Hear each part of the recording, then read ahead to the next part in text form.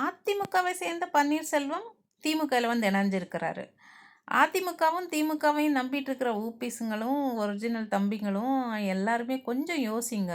இவங்க அரசியல் பண்ணுறது மக்களுக்காக இல்லை, அவங்க சுயலாபத்துக்காக அப்படின்னு சொல்லிட்டு நல்லா தெரிஞ்சுக்கிட்டீங்களா?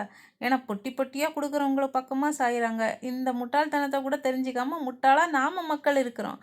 அப்புறமா இவங்க நளினி அக்கா இவங்க என்ன சொல்கிறாங்க அப்படின்னா, அண்ணா நீ போகிற இடம்லாம் நீ தான் ஜெயிப்ப, நாங்கள் உன் கூட இருக்கிறோம் அப்படின்னு சொல்கிறாங்க. அண்ணா நீங்க போற ஒவ்வொரு அடியும் நாங்க அத்தனை பேருமே உங்க பின்னாடி இருப்போம்ண்ணா, இது சத்தியம். அக்கா இந்த பச்சோந்தியை பற்றி நல்லா தெரிஞ்சுக்கங்க. இவங்க ராமராஜனை கல்யாணம் பண்ணிட்டு கொஞ்சம் வருஷத்துலேயே ஏதோ ஒரு ஜோசியர் சொன்னாராம், இவங்க ரெண்டு பேரும் சேர்ந்துருந்தா வாழ்க்கையில் பிரச்சனை வரும் அப்படின்னு சொல்லிட்டு அவரை விட்டு பிரிஞ்சுட்டு தான் இந்த அம்மா ஒரு இன்டர்வியூவில் சொன்னாங்க. அப்பேற்பட்ட புருஷனை நம்பலை, இந்த அண்ணனை நம்பி இவங்க வாக்குறுதி கொடுக்குறாங்களாம். அப்போ எப்பேற்பட்ட அரசியல்னு புரிஞ்சுக்கோங்க.